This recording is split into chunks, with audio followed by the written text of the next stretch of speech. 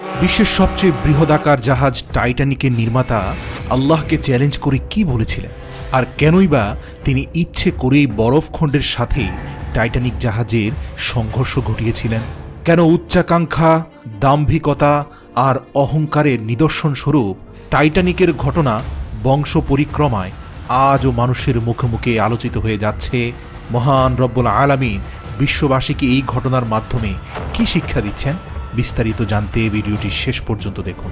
Titanic নির্মাণের পর সর্বপ্রথম লিভারপুল শহর থেকে নিউ ইয়র্কের উদ্দেশ্যে যাত্রা করে। টাইটানিক ছাড়ার পূর্ব মুহূর্তে লিভারপুলের একটি গণমাধ্যমের সাক্ষাৎকারে টাইটানিকের প্রধান নির্মাতাকে একজন প্রশ্ন করেছিলেন, আচ্ছা, এইটা তো একটা জাহাজ, এটি সমুদ্রের উপরে ভেসে চলবে, আপনি কি মনে করেন না যে এটি দুর্ঘটনাক্রমে এই জাহাজটি ডুবে যেতে পারে? তখন জবাবে সেই নির্মাতা খিলখিল করে হেসে সাংবাদিককে উত্তরে বলেছিলেন, আমার এই জাহাজ এতটাই মজবুত করে নির্মাণ করেছি যে সৃষ্টিকর্তাও এই জাহাজকে ডুবাতে পারবে না। যদি আপনি সেই সময়কার রেকর্ড ঘাঁটেন তাহলে হয়তো এই কথাটির সত্যতা আপনি অবশ্যই খুঁজে পাবেন। এবং শুধু তাই নয়, যে বিশাল আইসবার্গের সাথে ধাক্কা খেয়ে টাইটানিক জাহাজে ফাটল সৃষ্টি হয়েছিল তা আগে থেকেই জানতো জাহাজের নাবিক। তারা জানতো যে সামনে বিশাল বড় বরফের আইসবার্গ আছে, কিন্তু তারপরেও তাদের টাইটানিকের উপর এতটা ভরসা ছিল যে তারা আসন্ন বিপদকে উপেক্ষা করে তাদের জাহাজকে ইচ্ছে করেই সামনে এগিয়ে নিয়ে যায়। তারা হয়তো জানতো না যে সবকিছু চলে মহান আল্লাহ তাআলার ইশারায়। তারা ভেবেছিল সামান্য একটি বরফের আইসবার্গ তাদের কি ক্ষতি করতে পারবে। তাদের মনে এমন উচ্চাকাঙ্ক্ষা ছিল যে যখন টাইটানিক এসব আইসবার্গের সামনে দিয়ে অতিক্রম করবে তখন তাদের এই জাহাজ সেই সমস্ত আইসবার্গগুলোকে টুকরো টুকরো করে সামনে এগিয়ে যাবে। এবং এই দৃশ্যটি তারা দেখতে মরিয়া ছিল। যদিও আইসবার্গে ধাক্কা খাওয়ার পূর্বে সহকারী নাবিকরা ক্যাপ্টেনকে সতর্ক করে বলেছিলেন যে এটি তাদের ক্ষতির কারণ হতে পারে। জবাবে ক্যাপ্টেন তাদেরকে বলেছিলেন, তোমরা কি শুনুনি আমাদের মালিক কি বলেছেন?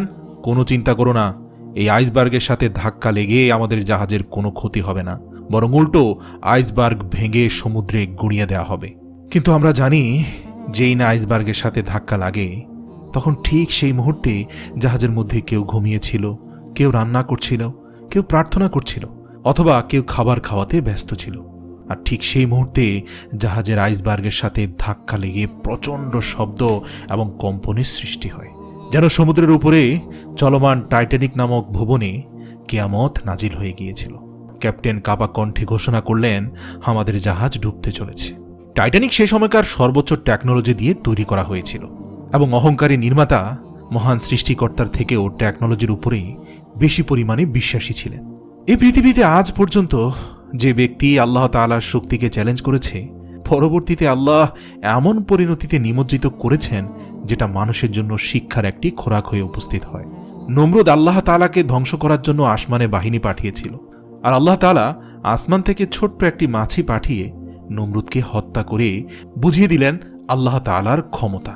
মহান রব্বুল আলামিন ঘোষণা করেছেন, অহংকার হচ্ছে আমার চাদর, তাই যে ব্যক্তি এটি নিয়ে টানাটানি করবে তাকে আমি কঠোর শাস্তি দেব। সহিহ মুসলিম। মনে রাখবেন, আমরা শুধু গল্প শোনাচ্ছি না, আলোর পথ দেখাচ্ছি। আলোর পথের একটি ভিডিও শেয়ার করার মানে হচ্ছে আপনিও আলোর পথ দেখাচ্ছেন।